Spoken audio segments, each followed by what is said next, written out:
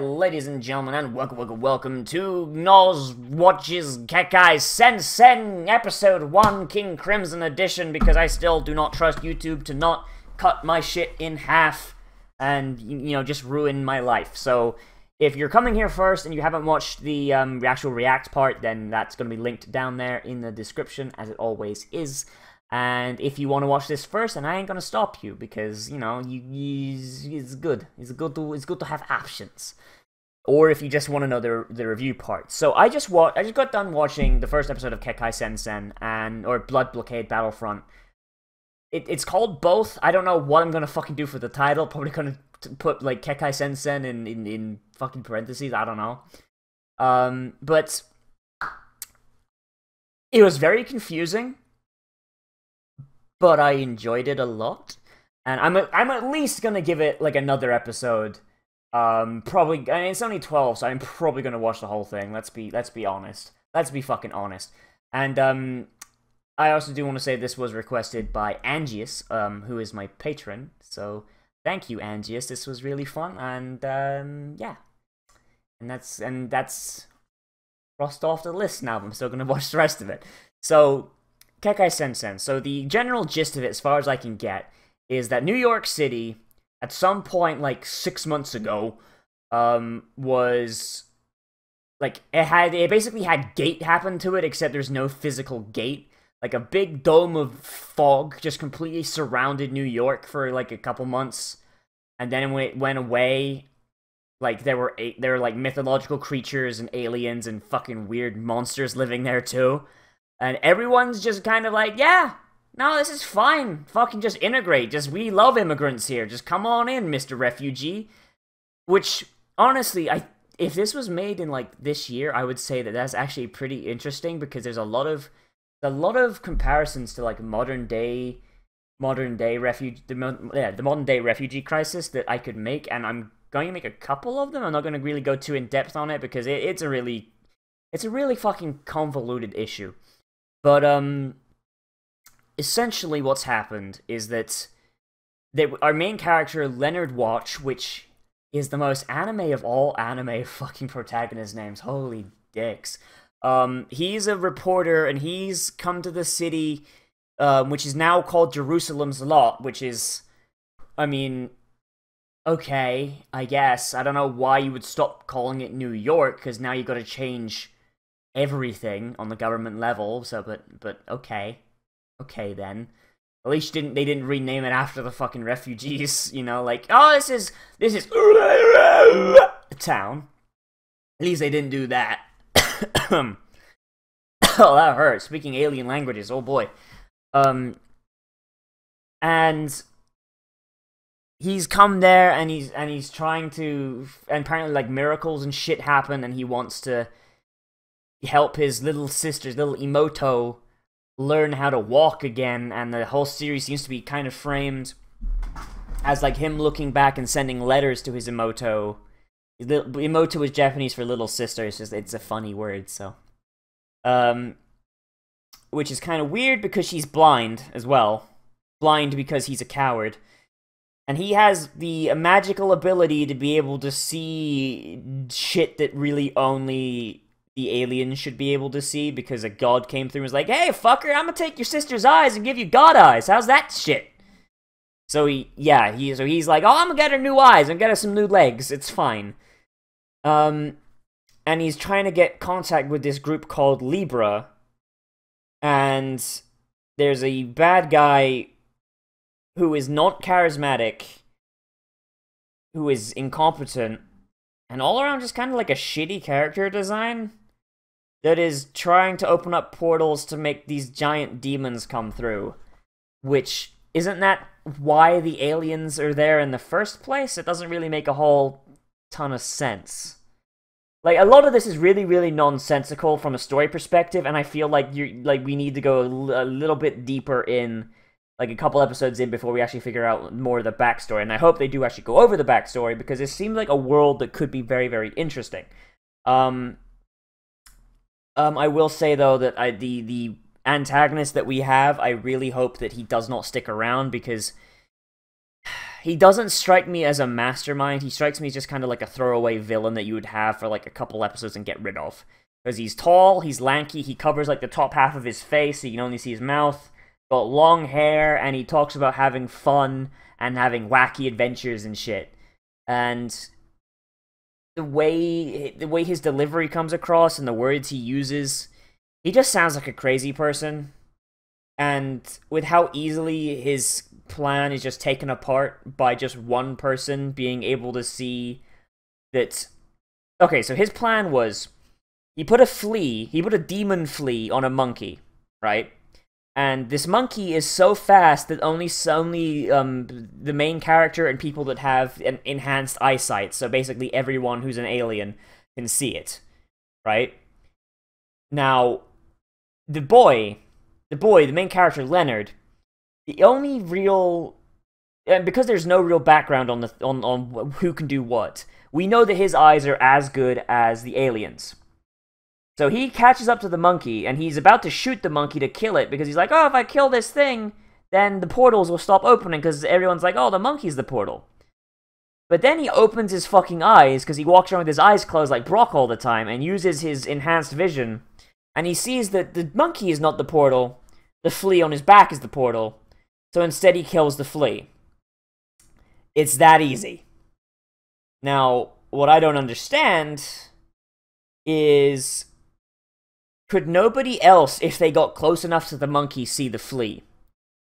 That's never really explained, because we never get anyone else with him that could potentially be in position to see the flea, because the rest of his team, I think only one of them is actually an alien, like he's like a beast man kind of thing, so maybe he'd be able to see it and he wasn't there at the time.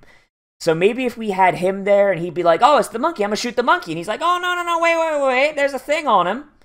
Like, if you establish that maybe he couldn't see the flea, but the boy could, because it's kind of unclear about how much better his eyesight is than everyone else's, but the implication is that he was just given alien eyes, or god eyes, or whatever the fuck they want to call it, by whatever the fuck blinded his sister. It's kind of unclear. I don't really like that a whole bunch. Like, the story is kind of a mess in this first episode. It's very confused. As well as there being just people, like, having their buildings and homes and businesses just destroyed, and then they just set up shop again in the rubble. I don't really like that, especially since the fact that, like, New York, like, it looks like half of New York is just bombed to shit. Like, the Chrysler Building is missing the top half. Because I think it's a Chrysler Building. It might be the Empire State. I didn't get a good look at it, I'm gonna be honest. It just seems like whenever someone blows something up, they just leave it to rot, and then they just set up shop in what remains. And that's kind of weird. I don't like that. That just kind of... I feel like there should be more outrage of the humans against these aliens, to just let it... Like, I understand, majority of the aliens that we see are peaceful, and they are fine. But we also see quite a few that do, like, levels of damage that are, like, 9/11 levels, right? Fucking... The very first thing we see is an alien guy whose arm is literally just a fucking rocket launcher blowing up a bank and almost killing the protagonist. And then during the course of the episode, this enemy, who I assume is to be an alien kind of thing, because he uses the word Ningen a lot, which is basically the word for human.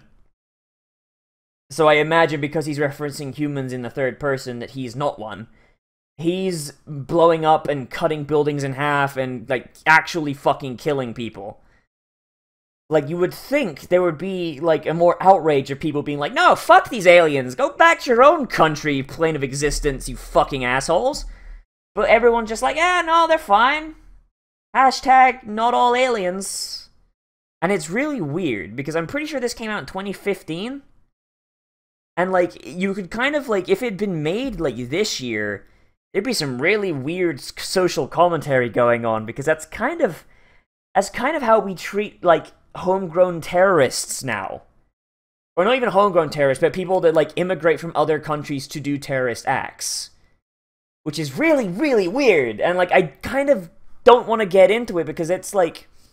because it's really a divisive issue. Like, I personally think that, like, maybe we should have stronger immigration things, because, you know, it took me, like, half a decade to get to this country, and now they've made it easier and shit's blowing up, but besides the point, I'm not getting into that argument, because, you know, you live the way you want to live, it's fine, whatever, I don't care.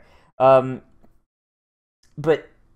like, there seems to be a really big disconnect between the people that lived there originally and the people that came through this gate, and now it seems like, even if it is like a scant minority of them doing it, there's a lot of damage when one of them does snap. I don't know. It feels like there's a really big disconnect, and the story is kind of a mess. So I'm gonna say right now that the action is really cool, but the world building is kind of a fucking mess. Like, it's a good concept, but I don't know. I don't like the way it feels right now. Maybe it gets better, like, once they've got more context. I don't know. Hopefully we'll get more context as time goes on. Anyway, so... Oh, one more thing. Sorry, I completely forgot. But I do really like the concept of the powers in this thing. So, the title of the thing is called Blockade Battlefront. And the word blood really has fucking meaning here, because it looks like most of the fucking weapons are made out of the fucking guy's blood. Like, one of the guys, he made a sword out of blood, and the other guy made knuckle dusters out of blood, and it's just, like, hard, like, blood swords. And, like, they have, like, these magic effects. Like, one of them can set his blood on fire and, like, make it explode, and, like, another guy can just, like, fucking, like...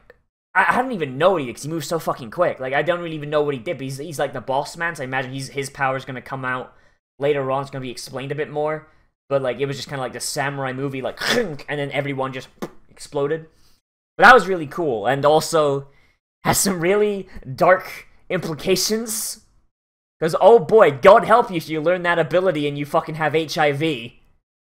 Aha, you may have bested me, but I slashed you once with my blood sword. Enjoy your HIV, fucker.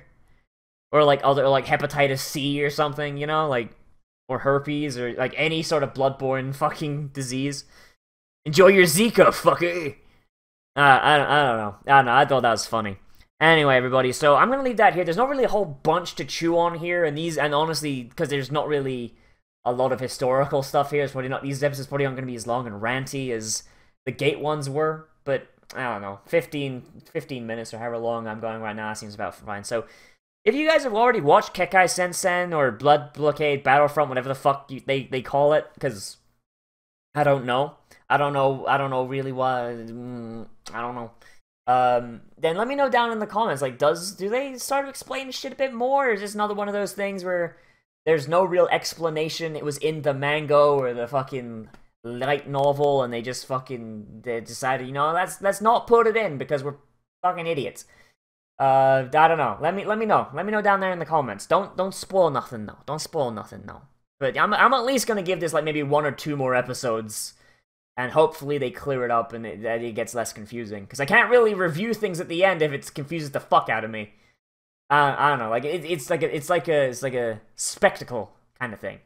And everybody, so thank you all for watching. As always, my name is Nozz. I hope you enjoyed both this and the actual React part of it, which is on VidMe. And if you watched this first and you haven't watched the React part yet, and you want to, then that's linked down there in the description on VidMe. Feel free to follow me there, because that helps me get this upload limit fucking removed, and then I can post more stuff there as well in case YouTube shits the bed. But then again, hey, if net neutrality dies, then VidMe might just fucking die instead. Oh boy. And everybody, so thank you all for watching. If you want to help me keep the lights on, then feel free to chip in like $1 or $2 on Patreon.